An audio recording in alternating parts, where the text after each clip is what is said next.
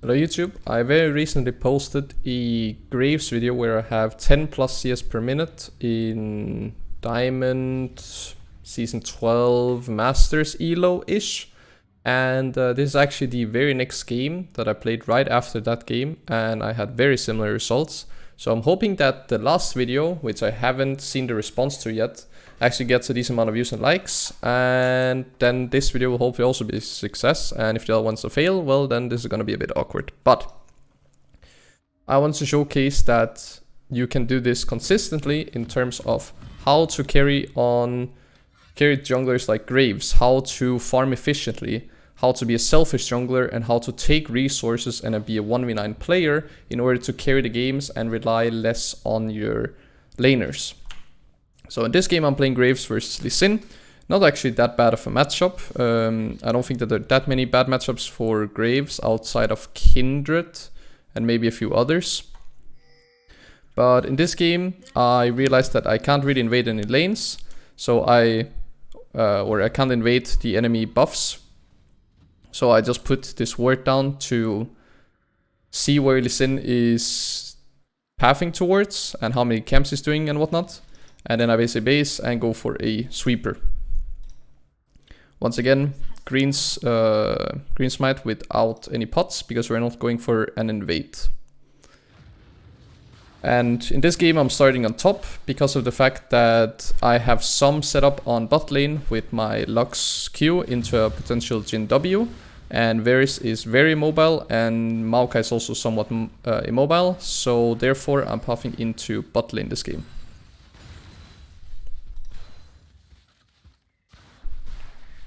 So we're just farming. Once again, just doing a full clear because Graves is not really a jungler that will gank early anyway. So most of the time you'll just full clear 6 camps into a Scuttle Crab. Sometimes potentially you will invade or get a double Scuttle Crab or get a cheese gank off. But more often than not, this is the type of early game you will have on Graves where you just power farm 6 camps into a Scuttle Crab. And just like the last game, that is also what we do this game.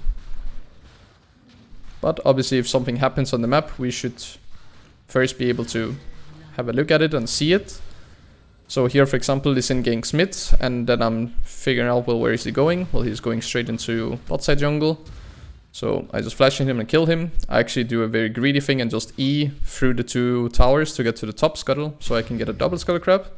And now I have a pretty big lead because of the fact that I'm, well, the 2 Scuttle Crabs up, but also I got to full clear and Lee Sin didn't, and we both got a kill. And that basically perfect synchronizes by the time that my Crux respawn. So my thought process here is I'm gonna clear my top side quadrant, then I'm gonna base and walk into my bot side. Ideally I would have a little bit more gold. I would look to have 1800, so I could go for a Serrated Dirk and double longsword. But I can't in this game without kind of ruining my pathing, so I'd rather base and have an awkward 250 gold that I can't spend, but actually be pathing towards a lane where potentially I can get more kills, rather than power farm from top to bot once again, and then not really be strong in terms of fighting, because all my gold that I haven't gotten to spend yet. So unfortunately Lux ends up dying on bot. I was afraid of enemy team going on dragon, but they didn't.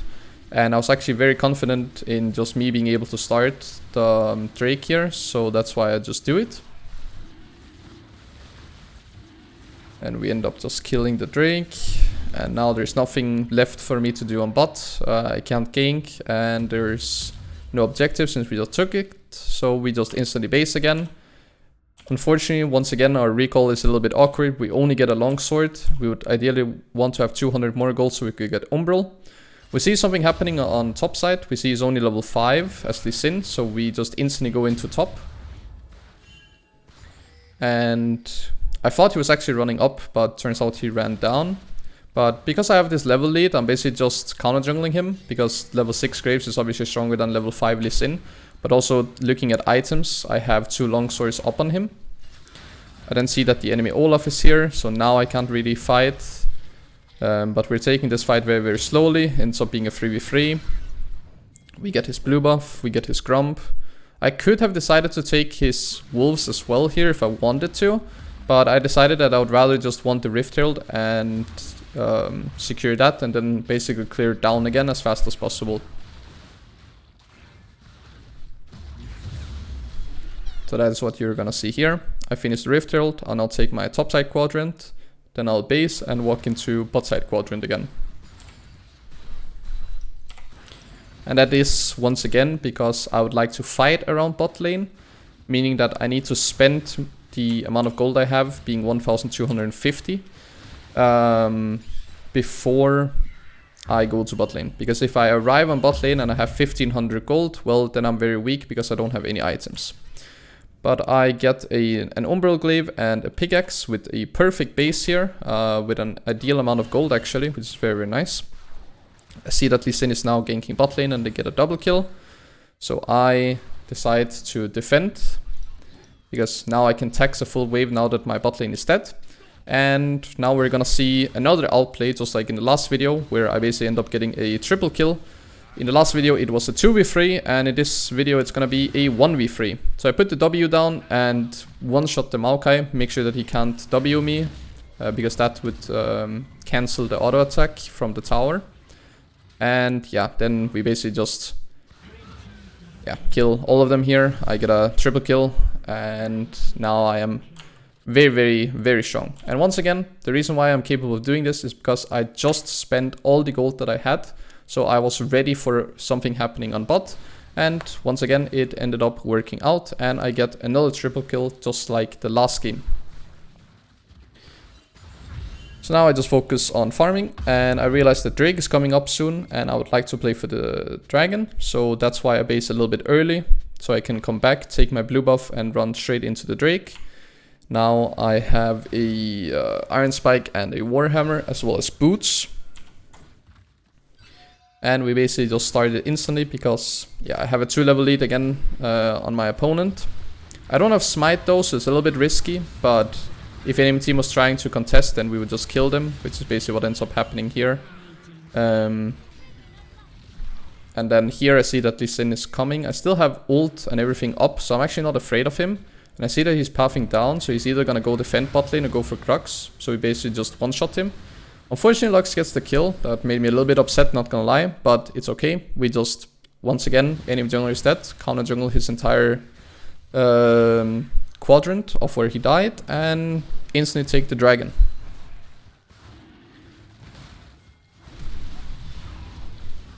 Then unfortunately, people are basing at very awkward times and nobody was helping with the dragon, so enemy team ends up getting that one.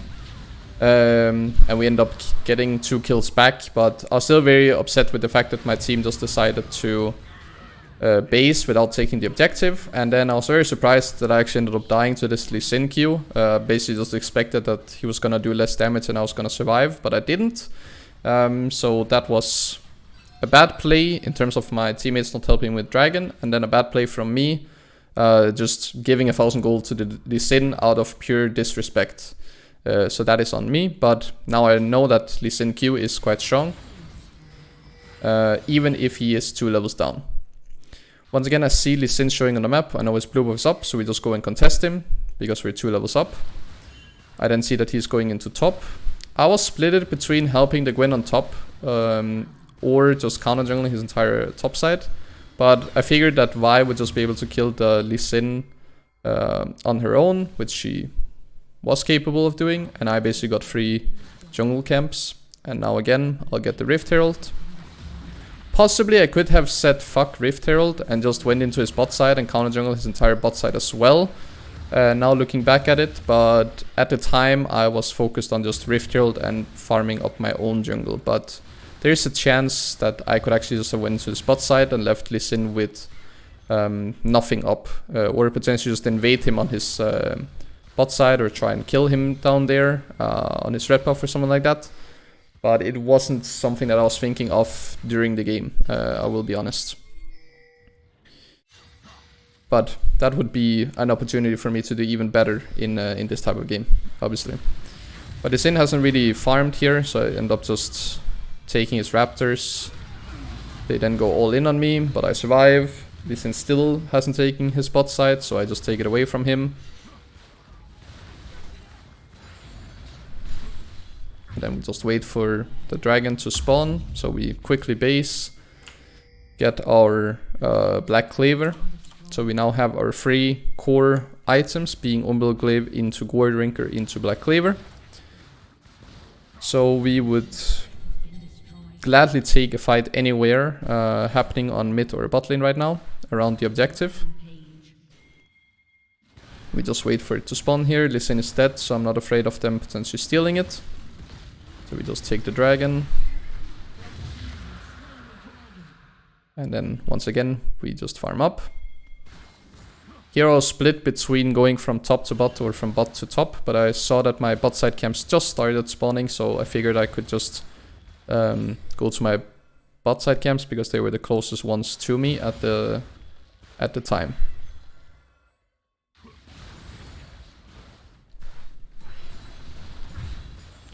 So now we're full cleared, we base to spend our 1100 gold, we go for an Executioners because the enemy team has Immortal Shield Bow and Gourd Rinker and Blade of the Druid King.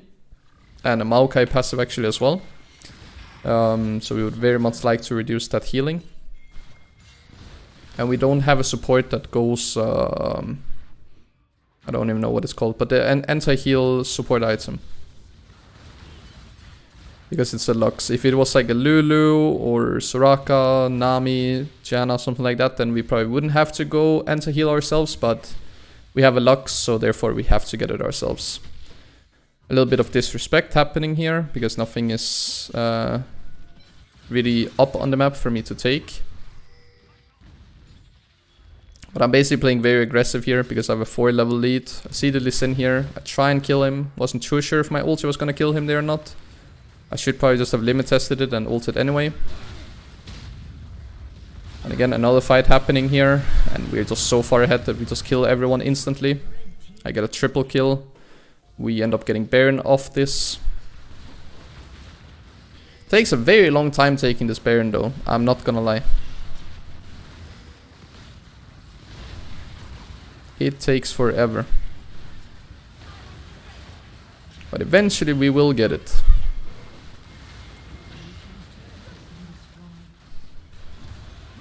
There we go.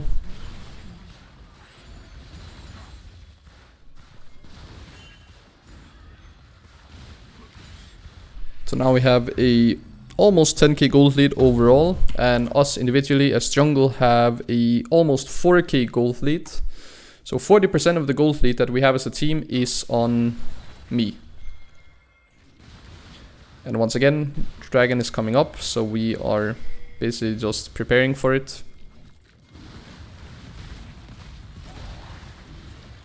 Spawns and we end up getting dragon.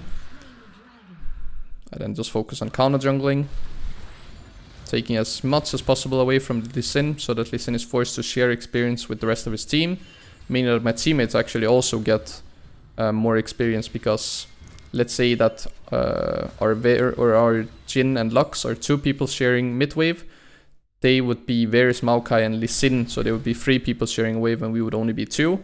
Meaning that we would get more experience per wave. Here I just see an opportunity of pushing top lane and defending top lane because no one is top. So that's basically why I go here. I end up overstaying quite a bit. I didn't see the fact that my Lux died and they basically just force on me. Potentially I could have outplayed this by flashing this Kassadin E or whatever. Because just like in the last game, I gave 1000 gold to a Ryze. I'm now instead giving 1000 gold to a Kassadin, which is very scary and very dumb thing to do, giving 1000 gold to a hyper carry skating mid laner. So yeah, that was just straight up my bad. I was just unaware of my team's positioning and enemy team's positioning, so I was basically just griefing, which can happen sometime when you limit test like I do on this account. But it's all good, we're still 10k gold ahead, 1 more Drake and we get Soul, and I'm still very very strong. I have completed my anti-heal item, and I was once again split between, in this situation I was split between Cyrildas, Malphma Mortis and Death Dance, but I end up going for Malphma Mortis because as you can see, I once again died to the Kassadin, a very very stupid death for me to take. I'm playing just too aggressive overall. There's no need for me to play this aggressive when we just need one more Drake for soul and we could easily get another Baron, or just look for a proper 5v5 team fight with Vi ulting the Kassadin or something like that. So it is basically a mix of limit testing and inting, which is quite bad, obviously, but it is what it is. Still managed to win though, so it's all good. But it is obviously a very big mistake to die like that as a carry jungler. So ideally you just don't wanna die in those situations, just focus on farming whatever you can safely, rather than risking you dying for something greedy.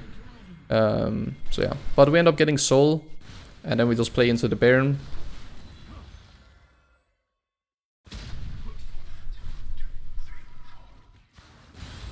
Do I have my Hex Shrinker at this point? No, I'm just getting a Maul Mortis very, very soon. But I think a fight ends up... Yeah, I have Maul Mortis at this point. But then I see my teammates is about to fight, so I stay.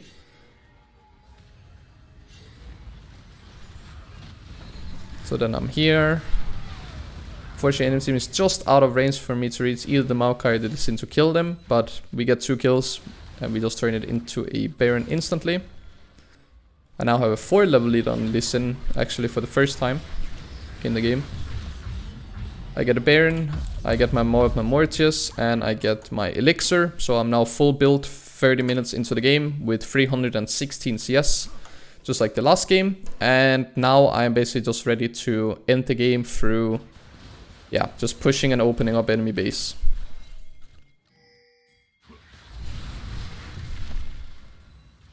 Now I'm less afraid of the Kassadin due to the fact that I have Mortius, but I think I actually end up dying here once again. I got the Varus ulti for free, which is kind of nice. But as you can see, I'm playing very, very aggressive. Then eventually Maokai just flashes onto me and I die. If Maokai didn't have flash, he wouldn't be able to reach me and then it would have been fine. But there is no need for me to walk up in this situation because we have a Gwen who's literally about to end the game. So what I should have done was just slowly push the wave in and make sure that I don't get caught and wait for either enemy team to respond to Gwen's split push on top side, or just let the Gwen keep on pushing and I just try and bait a little bit of time for Gwen to end. But yeah, another overextend slash limit test play, which I'll just learn from, that I should again be aware of my teammates' positioning, especially when it comes to split pushing, and I should just wait for someone to respond to Gwen's split push. And at this point you could probably draw 2 people towards her, and that would put us in a 4v3 situation mid, and then we can just push and end the game through mid lane instead. So, and here it's kind of the same thing. I'm very, very far up, and I end up just dying once again because I didn't realize that my Jhin was dead. But my Gwen just ghosts, and because they used a lot on me, then Gwen just runs in and backdoors. So quite a few mistakes in the middle and the late game. Basically limit testing, but more towards inting than actual testing. But we end with the score of 10, 5, and 6 with 355 CS in 34 minutes. So still a very good game to showcase for you guys, but also a good game for me to learn from in terms of overextending and being aware of my teammates' positioning and enemy team's positioning, and realizing that how far can I step up without being caught. So finding like the balance point between overextending and being too passive and far back. I'm still trying to find that on Grave sometimes, as you can see, but I hope you guys enjoyed this video. If you did, remember to leave a like. If you have any questions regarding this game or Graves or this build in general, leave it in the comment section down below and then I'll get back to you. And otherwise, subscribe so you don't miss out on future videos. And then I just want to say thank you for watching today's video, and I'll see you guys in my next one. Bye bye.